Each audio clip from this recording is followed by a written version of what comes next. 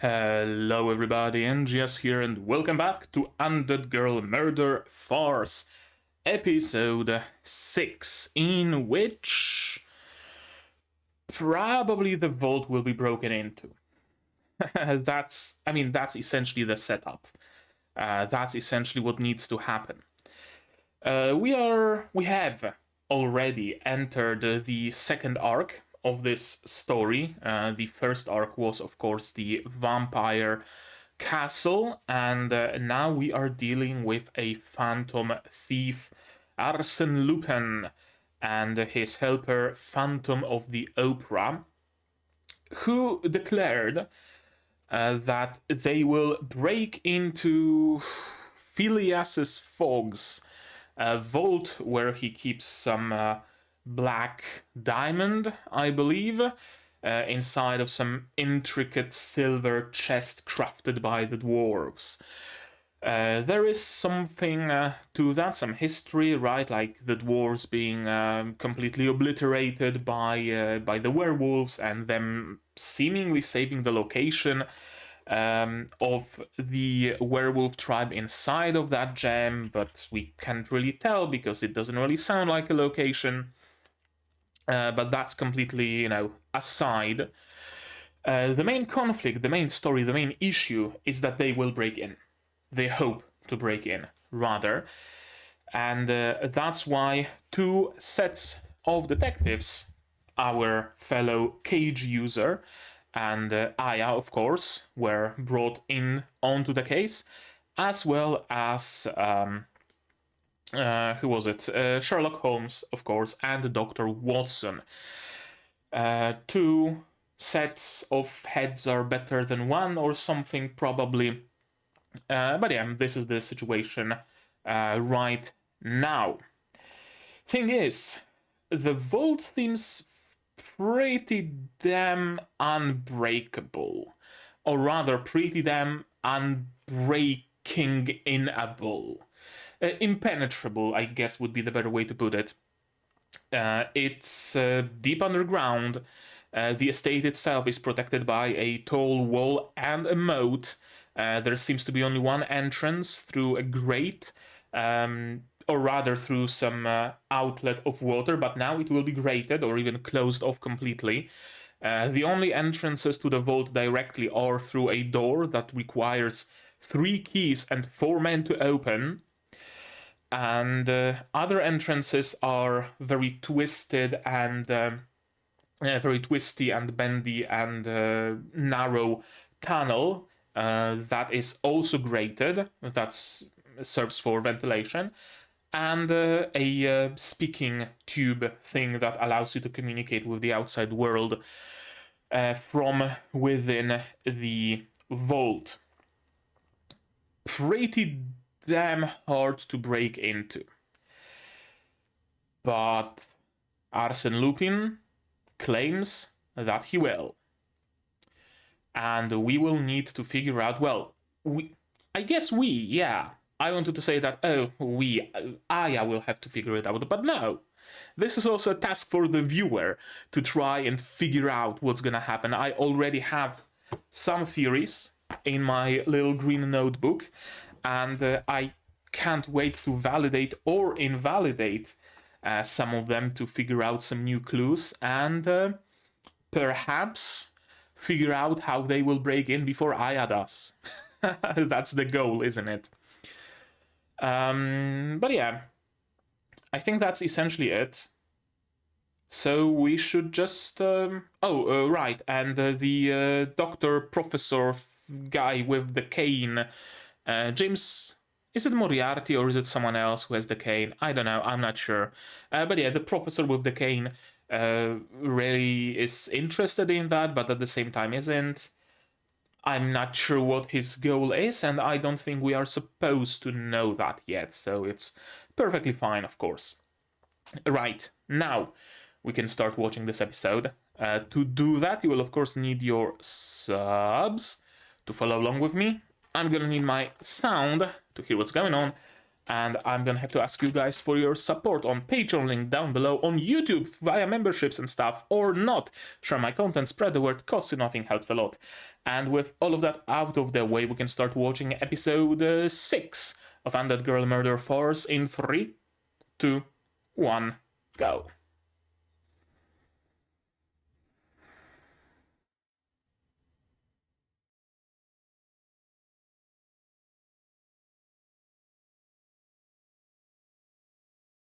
Oh, right, the play or something that Aya said might be the clue.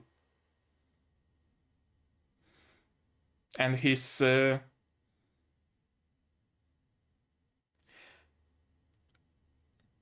I guess, you know... Oh, fish and chips!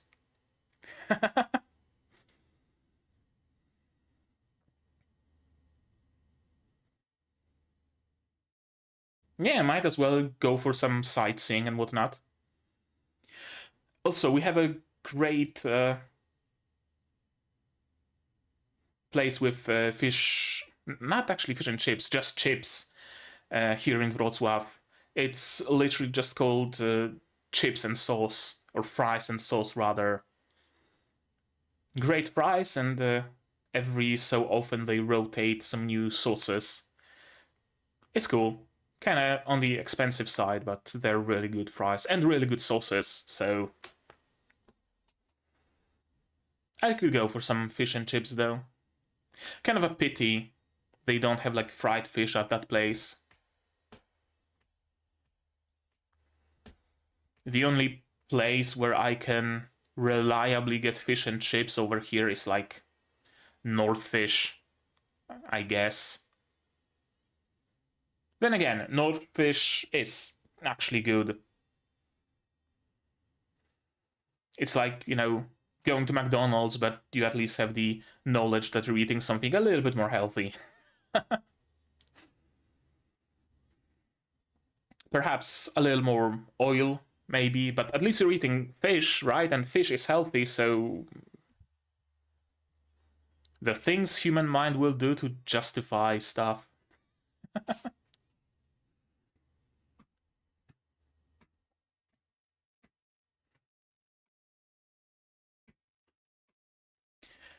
Okay, the Phantom Thief and the Detective.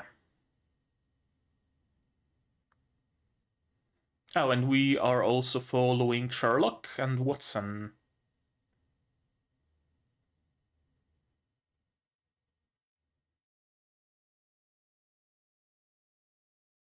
Of course.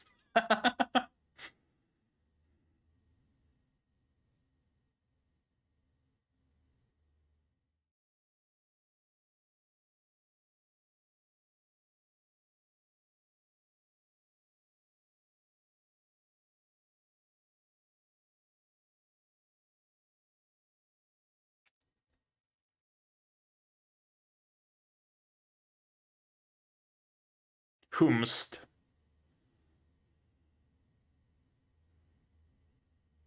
I don't know Sherlock Holmes novels, so I have no clue if he's a character from the novels or not. Oh, the brother. Okay. Oh? Is that arson?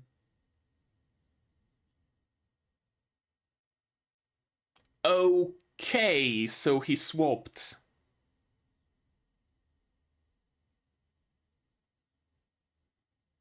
Sherlock himself, okay. Also, eye color. Eye color is a dead giveaway, isn't it?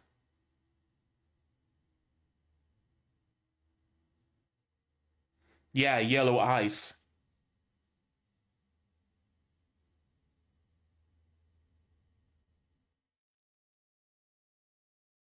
Okay, what's his goal? Is he trying to get Sherlock on his side or something?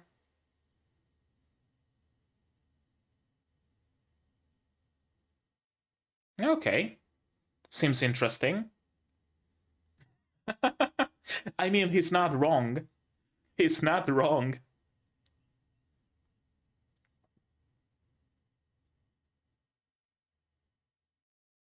Shisho is... Oh, did he take the parrot?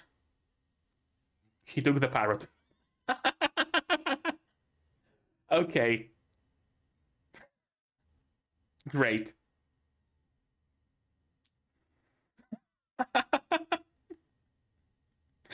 uh, I mean, on one hand, it was bound to happen. On the other, what are the chances someone's gonna take their parrot to the park?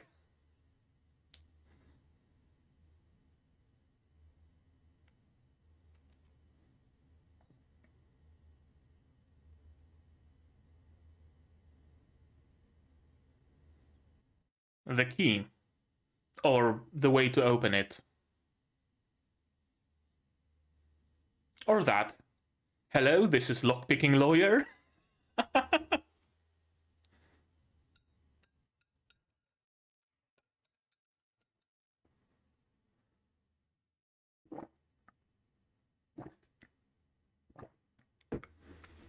True enough.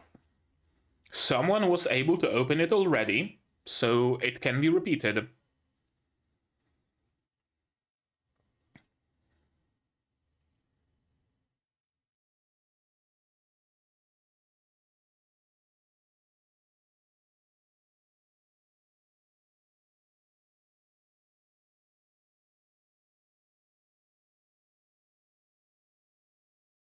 Oh? Oh, he tries to direct them towards the locks, meanwhile he's just not going to deal with the locks. Is that it?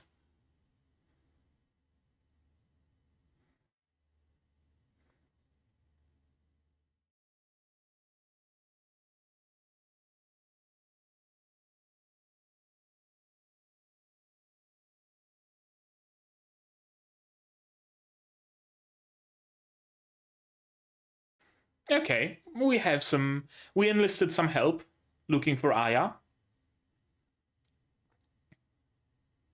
Is she going to find her? I wonder.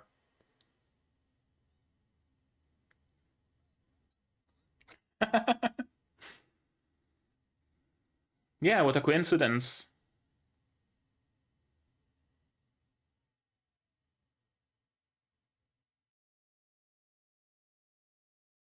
Phantom.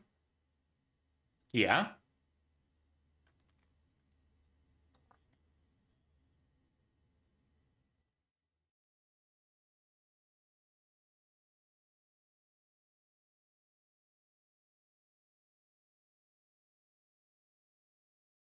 He left a piece of the disguise.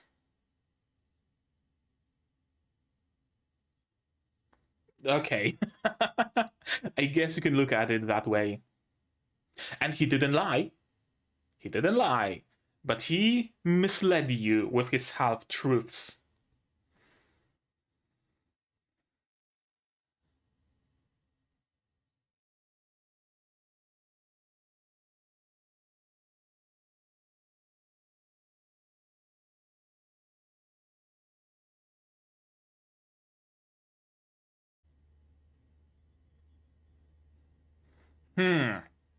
Right.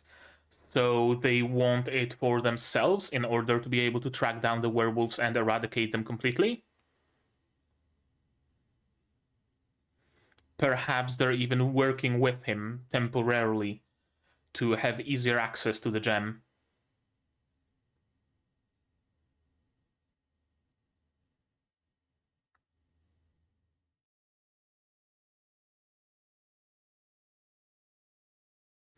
Baritsu. Oh, Baritsu, the combat style. Or rather, the British martial art.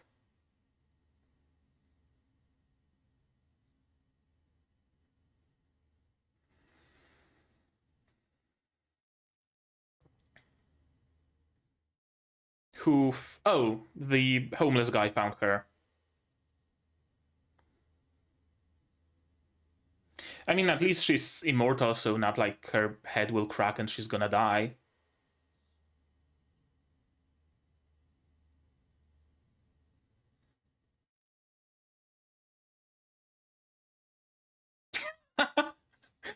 Ah, roadkill.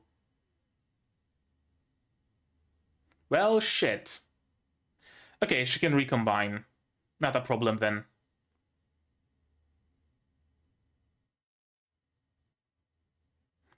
Yeah, and you've met.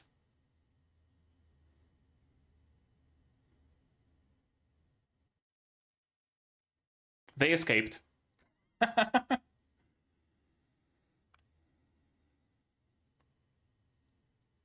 What are we going to get out of it?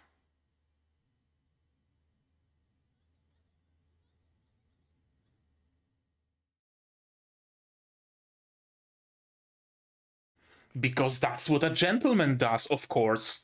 There's a lady in distress, so it is the duty of a gentleman to provide help. Of course.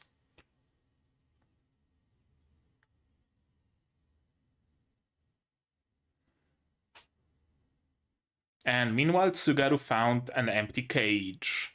And we have another case on our hands. True enough. There we go. She found herself. Now, thankfully, Tsugaru is quite superhuman himself.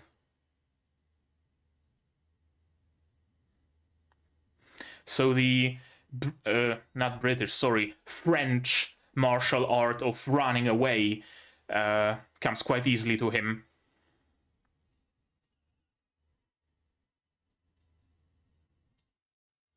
Easy. Head retrieved.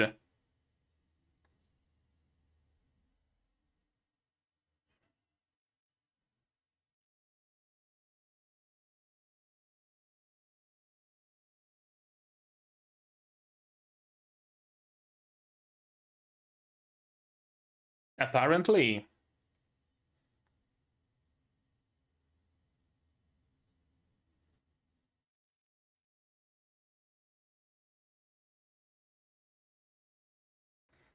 Yeah, it's Phantom and whatchamacallem?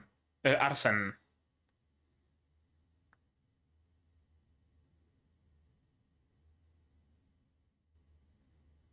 Yep, the very same.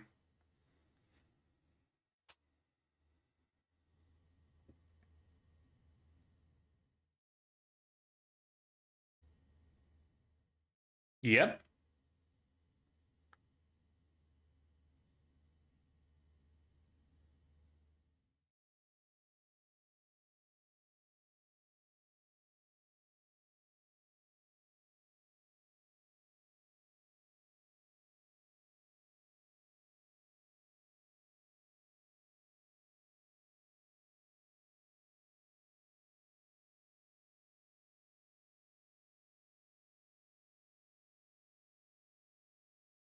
Onigoroshi. Indeed. Not getting rid of that title. It's a guy who slays Onis. And that, of course. Okay. Marbles. Marbles that he can control. Oh, that's curious. Not quite human, are we?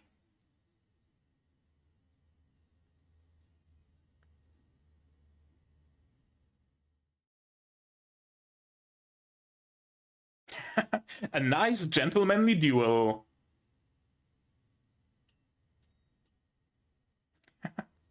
With some underhanded tactics.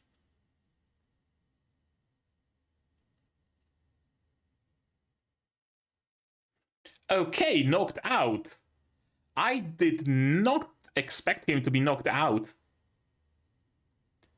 Okay.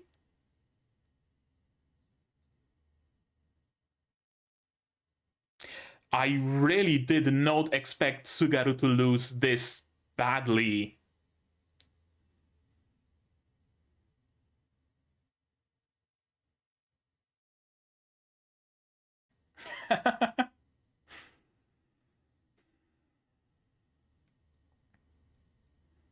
that means we must not do it.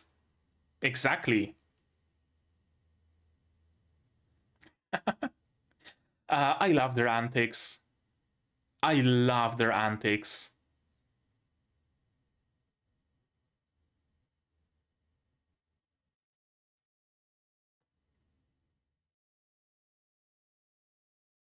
Oh? Whomst?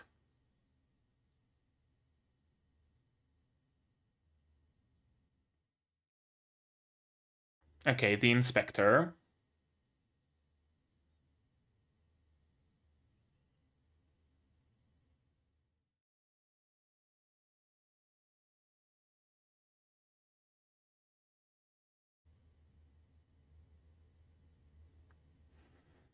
How long do we have? Okay, still 10, not 10, but like 6-ish minutes.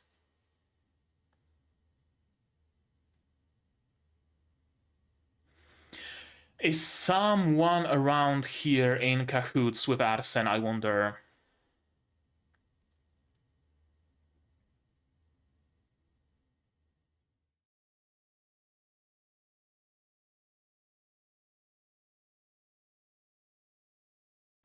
The estate itself?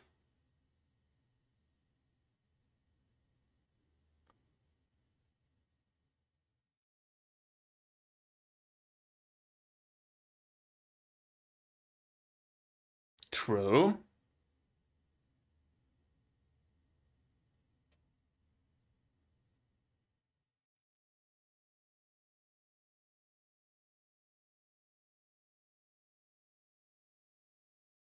Oh, okay. Fatima gave it away.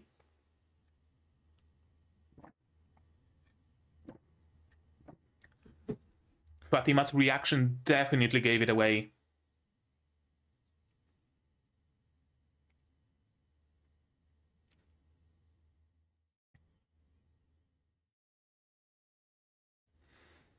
Yeah, who's the imposter? His eyes are yellow-ish.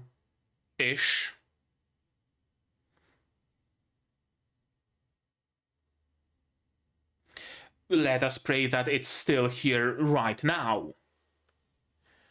Because it might as well already be gone.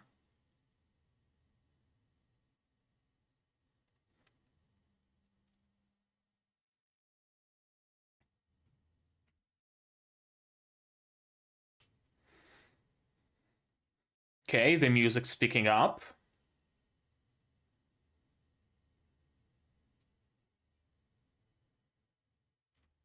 Credits. No, okay. We still have some time left then.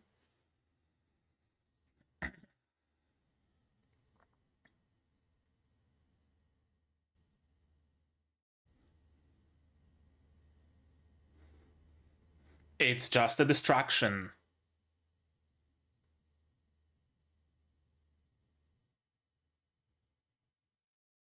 Whatever it was just a distraction. Oh, Arsen is one of the bobbies. Or is it Phantom? I think it's Phantom.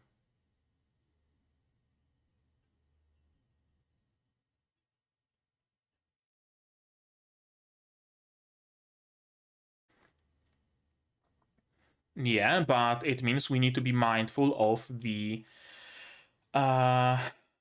whatchamacallit, of the guards. Okay, locking the door.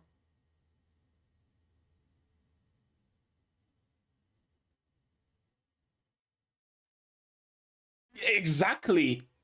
I mean, that's exactly what he wanted to do.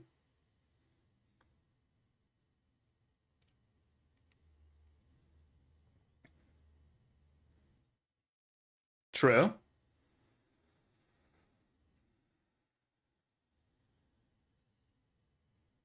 Exactly. And it was just bait.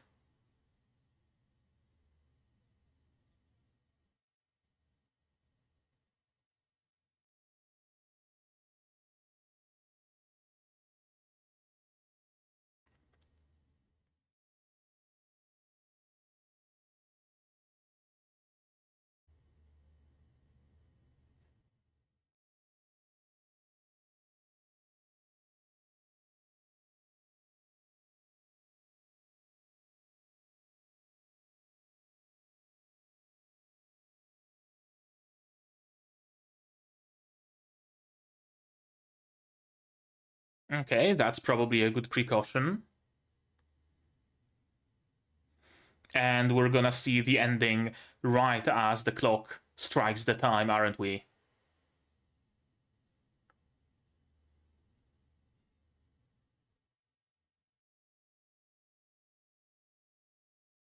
He gave you a range of time, not any particular moment.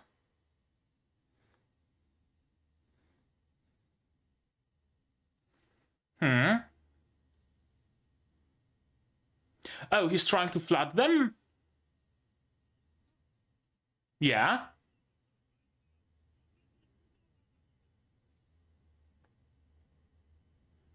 The water pressure could just blow up the chamber. Yeah, I mean, exactly. And even if the safe is protected, your lives are not. So you better hope everybody here can swim. That's a cliffhanger and a half.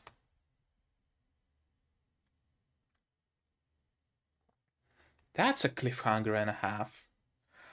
Are we getting anything after credits? I know, I'm not sure. I think I'm gonna watch another one. This is like too much of a cliffhanger for me to bear. But I'm gonna, of course, release it as 2 separate videos. And again, it felt like no time has passed at all. Wait, how many episodes are there? 13. I was hoping for 24, you know?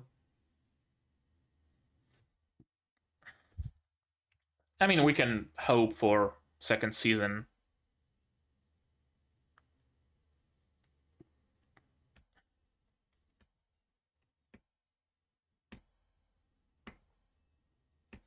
From what I know, from what I heard, this and Zone 100 are like 2 of this season's biggest darlings, so perhaps there's a chance at season 2. An empty cage. Okay, nothing after credits. Nothing after credits, so let's watch it again. As we always do, shall we? But first, Undead Girl Murder Farce Season 2.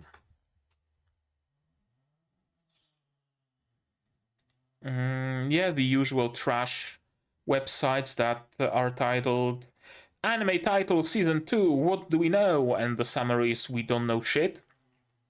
So, not gonna bother with those. Mal. No. The last news on Mal was about the cast announcements. Simulcast list update, summer 2023 preview, unveils more cast, reveals additional cast, and the announcement of the anime itself. Okay, so we don't know anything about any potential sequels. That's too bad, but hopefully. Hopefully. So, Tsugaru is playing that.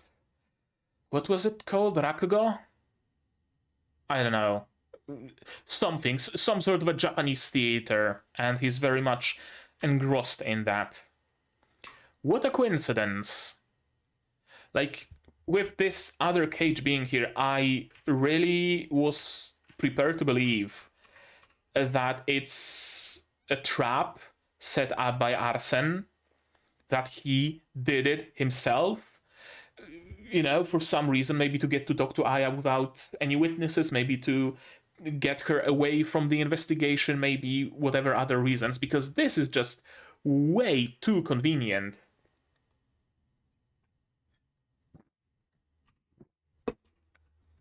Way too convenient. Fish and chips with salt and vinegar.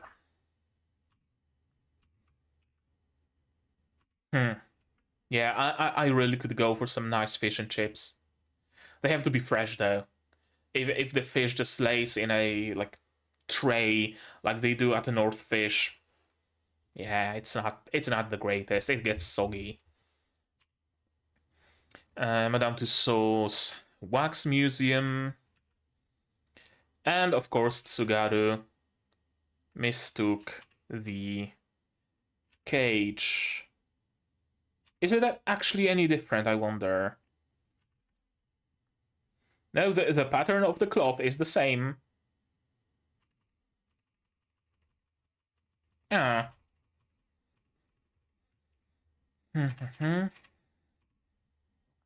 Painter killer in Leicester Square. Or Leicester. I know, how do you pronounce it? Leicester? Leicester? I have no clue.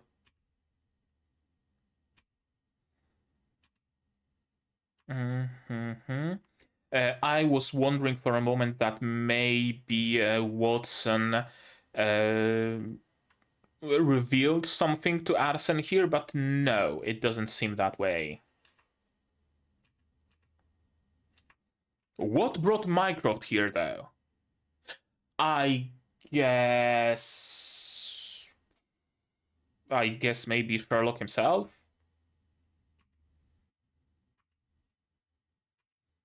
Who are your nails? Well, I would say the eyes are a much better giveaway because they are violently yellow.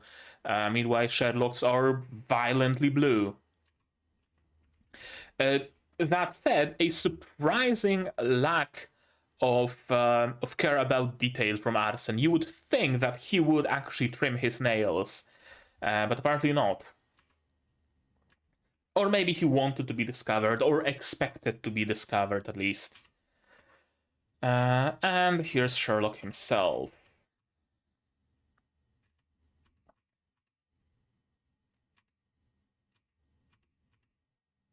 The lace pattern is different. Is it though? I genuinely can't see any difference whatsoever. Talk about the bird brain mix-up. I love Tsugaru and I love Aya. I say it every chance I get, but I fucking love this duo. I love their antics, I love their banter, I love their shenanigans. It works so fucking well. The Savior Raptor is under heavy guard, underground vault. Now notice, he really is talking a lot about the locks, right? All throughout. What is the most defining feature of the lock? No, to open it and see, I can open this easily. Sure, it's just 3 keyholes and that safe also has a lock, but sure, it won't be easy, but Fogg figured it out, so of course I will be able to figure it out as well. Right? Obviously. Now notice he never says directly, I will open the lock. He just says, generalities. He generalizes. Oh, it won't be easy opening it for sure. If Fogg was able to open it, so can I.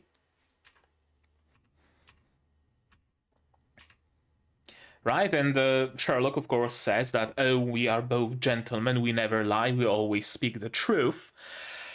And Arsene spoke the truth. He never once lied, but he spoke only the truth that he could use to misguide you.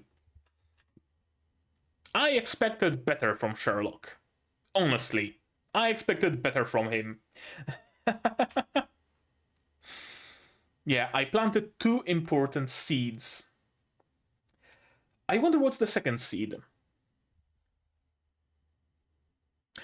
Oh, seed 1, disguise.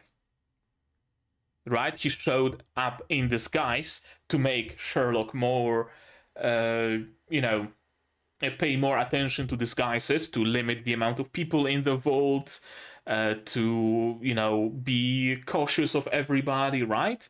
And the second seed was, of course, the locks. Those are the two seeds he planted, and goddamn, Sherlock fell for both. Let me note it down. The seeds of doubt. What's his face? Arsene. Arsene planted are locks and disguises. Okay. What time is the train? 5:52 at Waterloo Station. So they are taking the train. This seems important. This seems important that they are taking the train. It works with my my initial prediction that the time and the range of time is important, because the train arrives at a given time. They take, like, I know, 10 minutes to get to Fogg's mansion. Then it takes them, say, an hour to fulfill their plan, 10 minutes to go back to the station, and they have another train. It really plays into that theory of mine. Of course, ever the gentleman, not gonna leave a lady in distress. And you found a great source of news. She's gonna be a great journalist, isn't she? If she keeps following Aya and Tsugaru everywhere, she's gonna have the juiciest articles. They tell ghost stories. Yeah. Right. Right. Sherlock is paying a lot of attention to the disguise. That has to be one of the seeds. And he dismissed that visit as just, you know, being a gentleman. Gentlemen never lie. Oh, he visited me because he wants to be a gentleman, right? He wants to officially challenge me, shake my hand before our duel, have some tea and crumpets, and do it as gentlemen would. He's not gonna be sneaky. He announced his arrival. He wants to meet his opponents. Of course, makes perfect sense. But there was more to it. There was more. Royce's agents are here. Yeah, this is actually an interesting. This is an interesting detail that completely missed me. That they are monster hunters, and the gem can lead them to a monster nest, possibly. So it's probable they will want it for themselves. So I wonder. If Royce's agents, how do I call them? Royce's agents? I don't know. If they have names, so maybe by names. It's Fatima and Reynold.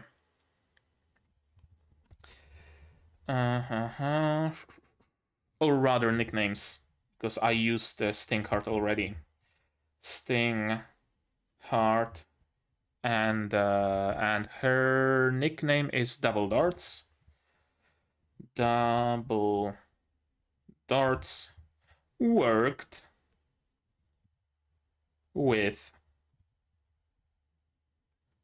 Arsene. Should I put that funky little accent sign at the second E in Arsene, or the first one? I don't know French. There is no accent on any of the E's on any list, so I'm just gonna use those names. Whatever. Yeah, it's probable that they worked with Arsene. They somehow are going to help him so that he can steal the gem as only he himself can, and then they're gonna have an easier time yoinking that gem out of his hands than they would stealing it from the vault. Makes perfect sense. I wonder. Then I'll simply steal the diamond back from them.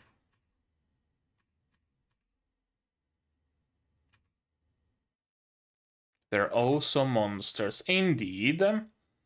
This is also a good point. The Roy's agents may seek to pick them up in the chaos. Absolutely. We might have some infighting. If not during the heist, then perhaps after. Entirely possible. Now, thankfully, she is truly immortal, and she can even reconnect, which seems odd that she wasn't able to reconnect her head with her body. Perhaps it only works up to a certain distance, and if parts of the body are further apart than that distance, she can no longer recombine. Oh, they have like 2 pairs of, I don't know, socks or something, and they just like mixed them up. Yeah, I mean, how did they get out? Weren't they arrested? And who the fuck are they? Are they actually listed by name? I don't think they are. They're just a couple of randos. We don't even know their names, I don't think. Sure, okay. And they want Aya for nefarious purposes? I don't know. I really don't know why they got so happy and decided to grab her. I'm not sure. Whatever. Maybe they want to like show her off as a curiosity and earn money that way, or I'm not sure. Why do we have to find this birdcage? Well, clearly, Phantom, you're not a gentleman. This is what a gentleman does. A lady is in distress. Can't you see this, my friend? And here's Aya, either very annoyed or knocked the fuck out.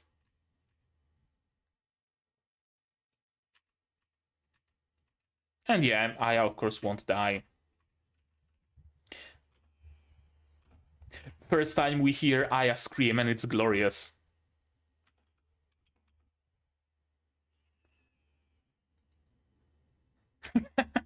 I love this scream, and it's also in stereo. Like you can hear it on the side from the left headphone. Now, thankfully, Tsugaru is quite inhuman himself, so of course he's able to give chase and even catch them. And crash the car. Also, I love how do I say it? Again, I spoke at length about the chemistry that Tsugaru and Aya have, about how well they work as characters, how well they bounce off of each other. But this is just another great example, right? Aya is just annoyed, right? Oh, yeah, it took you long enough. She's not, super angry at him. She's not, tsundere screaming and whatnot. No, she just says it matter-of-factly. Tsugaru is happy. It's, I guess, very, very measured. Right? They are very measured with each other. There isn't any like overblown aspects of their relationship, whatever it might be, right? Tsugaru isn't panicking about, oh no, I lost my master, she's going to beat me again. It's not that. Aya isn't screaming bloody murder and then telling Shizuku, I can't slap him in the face, but slap him for me, right? It's not that. It's not a fucking tsundere rom-com. It's measured, it's calm, it's collected. I like it. I really, really do. It's really a breath of fresh air. It's not slapstick. I guess it's what I'm trying to say. There's saying there's way too much slapstick in modern anime would really be unfair. But it's so omnipresent that there's hardly a show that you can find without slapstick in character interactions. Because it's different when the slapstick is in, I don't know, someone stepping on a banana peel and then falling down the stairs. That's also slapstick comedy, and of course it works. But slapstick in character interactions is honestly way too common and way too annoying. That, you know, a guy walks into the bathroom was unlocked, there's a girl there, oh no, he saw me, oh, slap, right? There's like way too much of that, and this is the opposite. And I love it. It's great. You'll be getting punished later. A very measured response. And she says hello to Annie. It's cool. I love it. Are those two Arsène and the Phantom?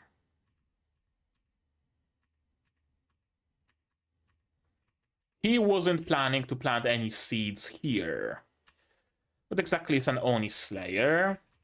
A gentleman never rejects a challenge. Interesting that Arsène isn't a human fully. Or maybe he is human but some sort of a mage. I'm not sure if magic as a thing exists in this world. Like, are there human wizards and witches? Or do you have to be some sort of an inhuman to have inhuman abilities?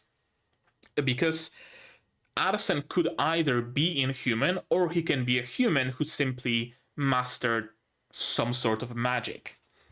But I guess we can continue with the assumption that he is some sort of an inhuman, because also of his fairly inhuman strength with handling Tsugaru. This is an interesting skill, because it really shows a fine control of fine things.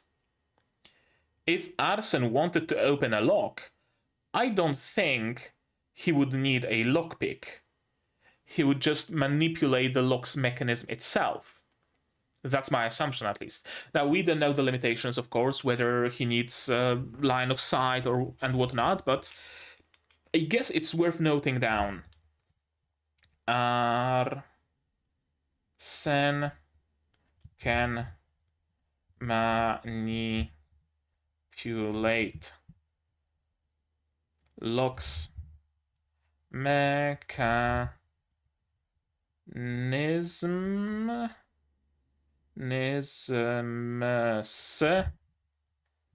with magic.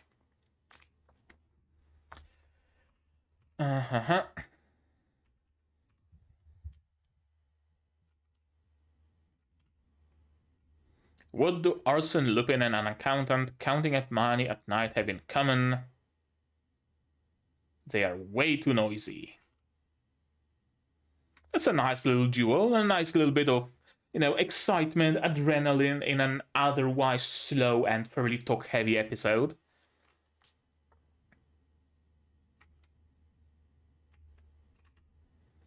Three marbles flicked at the forehead, and then a strengthened punch. This is actually like a legit tactic when punching. An empty fist is, you can break your fingers potentially and whatnot, because there is some give to your fingers, but grab something, a salt shaker, whatever, a pen, a piece of something, and your fist suddenly becomes much more solid. Now, of course, it's going to hurt you as well, because action, reaction, all that, but your punch does become a little bit more powerful. Surprising. Very, very surprising to see Tsugaru lose. And lose this badly. Right? Like, I could see Tsugaru losing in maybe getting some sand thrown in his eyes and then someone escapes him. Right? I could see that. Absolutely. Tsugaru is ultimately very, very simple. He punches, he kicks. That's his combat style. He doesn't, he doesn't use any subterfuge and doesn't expect anything like that to be used against him, we have to remember that he's fighting monsters. He's an Onigoroshi, Oni Slayer. And whether he's fighting a weird, fucked up boar or an ogre or whatever, their tactics are usually me have club go bang bang. And Tsugaru can handle that perfectly well. He's not used to people having pocket sand and pocket marbles and stuff like that, which I guess kind of makes sense that that he lost here. He simply didn't anticipate something like that. And that was a really hard shot because all of those marbles are dust. Didn't even break a sweat.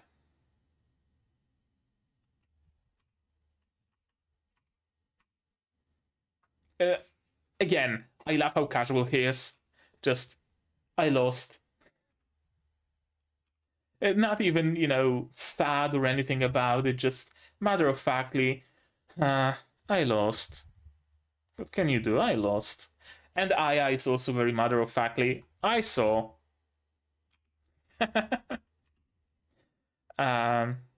It's cool, it's great. It's great. I love how chill they are. I guess that's also a big thing. They're like super, super chill. They're the kind of people that you could sit down on a park bench with and just sit there with them in silence. Maybe sometimes saying, oh, look, there's a swan. Oh, you're right, and it has little swanlets with it. Huh. And just spend the time that way, right? Maybe getting some fish and chips, maybe getting a tea or whatever, but I like it. I really do like it.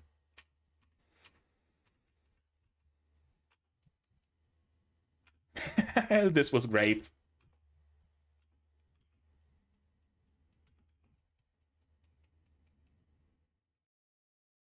That clapping with like sticks or whatever, that's characteristic of like Japanese theater, if I'm not mistaken, right? I very often hear it associated with like Japanese plays and theater and otherwise like art that way. It's cool. It's cool. We continue the theme of that, whatever it was that Aya said in the previous episode where Tsugaru made a face to that. We continue the theme of Japanese theater. Body search. Okay, so what do they have with them? Because I assume it might be relevant as well. A pocket watch, a pen, a pipe, a flask with, I assume, water, although perhaps it's fiery water, and a container of tobacco.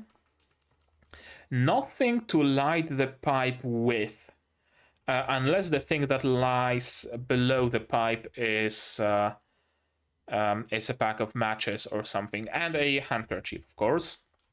Oh, the pen belongs to the officer, so we don't count that.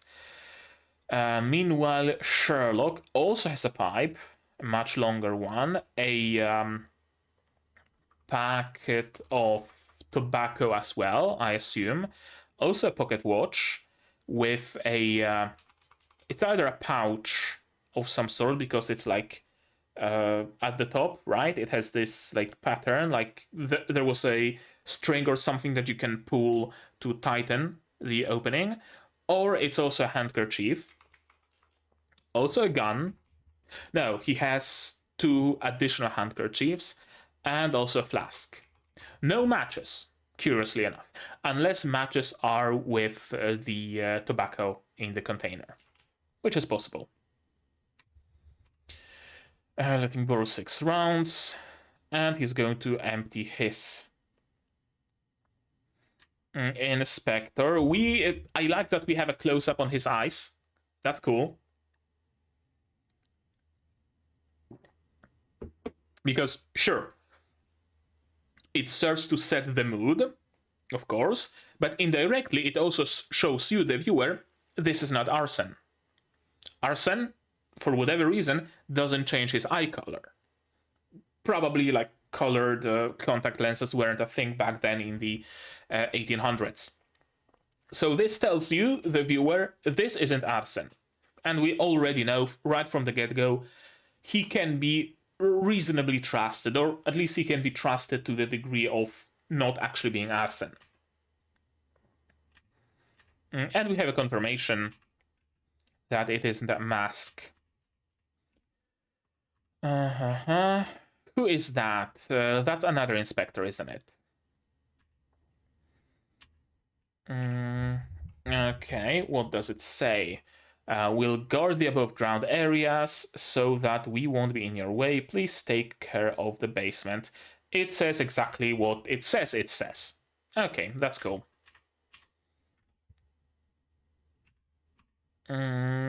Greenhouse and the tower. 111 people. We need to minimize the amount of people inside.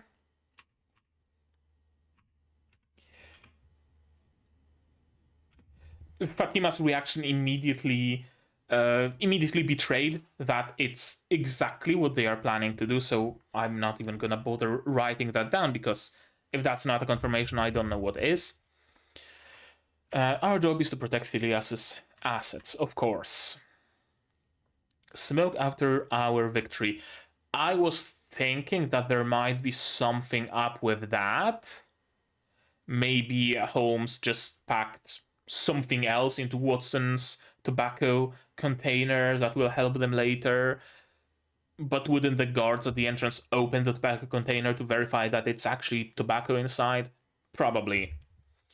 I thought that maybe it's, I don't know, C4 or something packed inside. There'll be just the 6 of us. Fogg, Butler, 2 inspectors, Watson, and Sherlock. The diamond. I checked on it before all of you arrived. Let us pray that it is still there 3 hours from now. I thought that it might be the case of the diamond no longer being there. The time just passes. Nobody shows up. They open the safe, and it's empty. I really thought it's going to be something along those lines.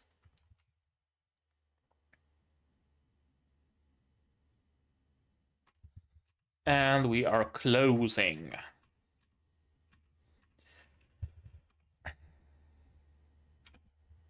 Okay, Rakugo. It is Rakugo.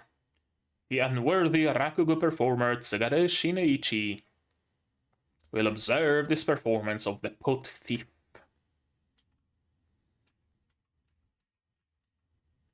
Easy to get inside, but how did they know about the secret passage? Now that's a question. That's a good old question. How did Phantom know about secret passage? Question mark. How did that happen, huh? And we know it's Phantom because the eyes aren't yellow. 50 minutes until 11. And Holmes is blocking the door because, again, because the seed of, hey, I can open any lock has been planted in his mind. So, of course, it makes sense that, yeah, a skilled locksmith can open it in 5 or 6 hours. So we are technically not in that much of a danger.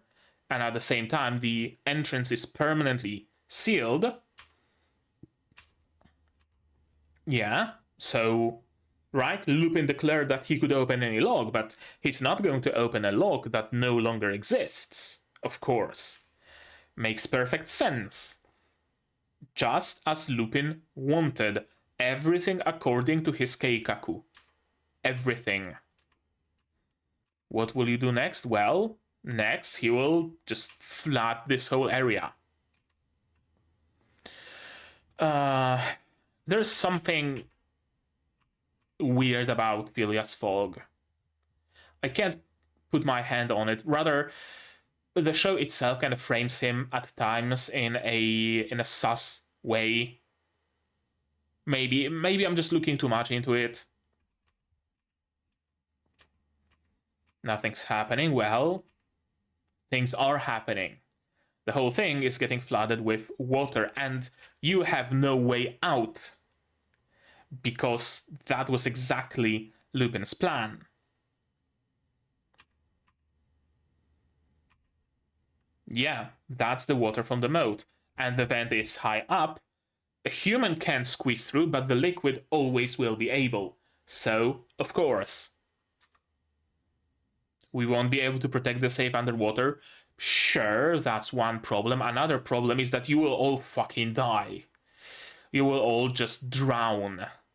Unless there are some air bubbles up in the ceiling and the vent actually goes below the ceiling so that you have that air bubble to work with, you will just drown. Then again, drowning people or killing people in general doesn't really seem to me like Arson's modus operandi, right? I believe that he'd rather his crimes or performances or whatever you want to call him went without casualties. So I wonder what's gonna happen here. Because, see, Arson treats every...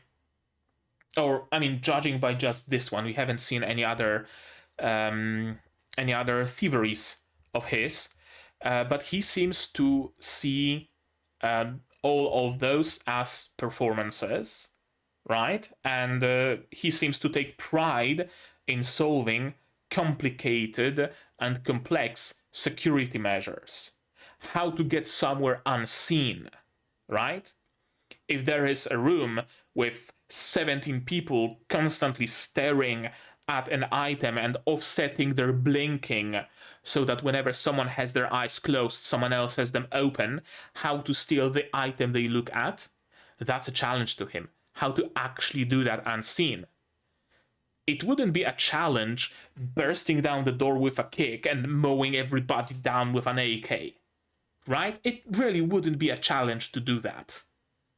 Or with his combat skills, just slicing everybody's throat with a rapier or whatever. Or I guess with a rapier you'd rather pierce their throats, but whatever, you know what you mean.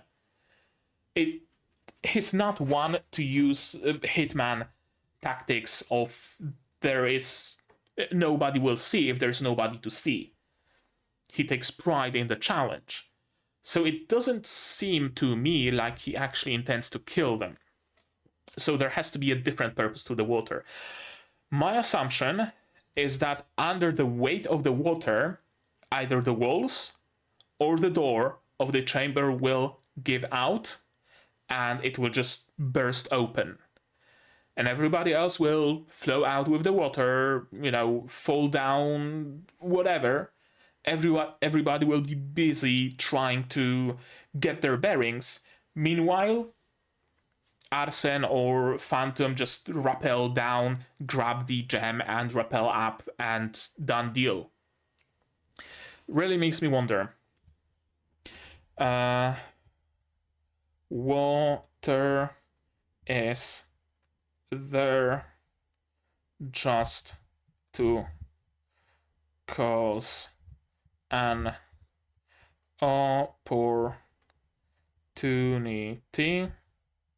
not to kill. How can this be? Well, you worked exactly according to his Keikaku, or rather, Sherlock did. Okay. Okay. That was episode 7. no, not 7, 6. Episode 6. Coming in hot with a cliffhanger and a half. It was good. I really like the setup it gave us.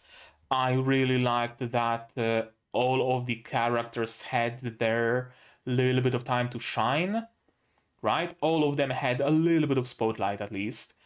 That subplot with Tsugaru mistaking the cages, I wonder if that was solely for the reason of having a reason to introduce Aya to Arsene directly and having Tsugaru fight Arsene, or is it just a fun bit? Either is plausible, because I actually don't think it was for nothing. There had to have been some purpose behind that. There had to have been some reason. And I believe that it is that meeting that changed Aya's mind and made her want to observe the situation from the tower instead of being in the basement. She somehow figured out that the basement is the last place you want to be at the time. I'm just not sure how exactly. I'm really not sure how. I have a feeling that Phantom's mistake might have been revealing his ability to control tiny items in a fine way. I think like there is something to that. Something in that vein that Aya will somehow manage to use against him. I'm just not sure what and how exactly. But not knowing is half the fun, isn't it? Anything else about this episode that needs to be said? Interesting that Arsene seems to be some form of an inhuman. I was constantly under the impression that he's just a human. He simply is that good. And it kind of diminishes his exploits a little bit, because it would be one thing for a human being to simply be this good at doing things. It's a different matter entirely if he can, for example, just touch the lock, manipulate the mechanism, and just open it without using any lockpicks and whatnot, right? It really, really diminishes his achievements. But it's interesting that he actually is an inhuman. That was the... that was kind of the... Oh, wait. Phileas Fogg summoned Aya, knowing that she specializes in cases that include monsters. Did Phileas know that Arsene is not a human? Or is that common knowledge? Maybe it's just my suspicion of Phileas speaking, but Phileas knew Arsene was a monster.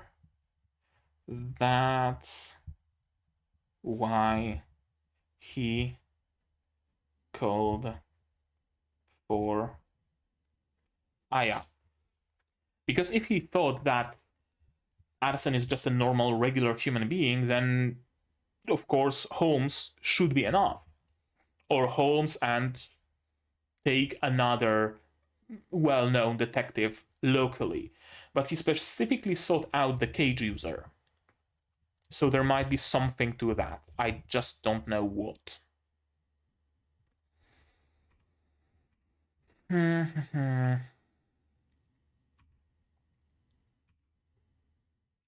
Also interesting, they have a car, and yet they talk about the time the train comes. Huh.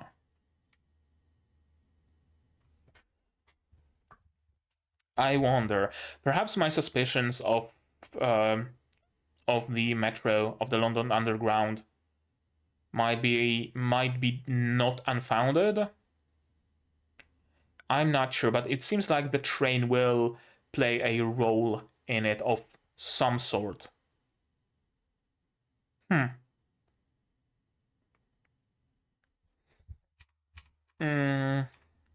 Did something happen in particular that could make Aya believe that they will get into the vault and that they should be in the watchtower?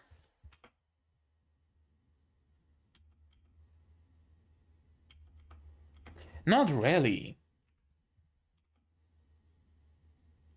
And it's not like Aya heard them talking about the train. It's not like Shizuku heard that either, I don't think.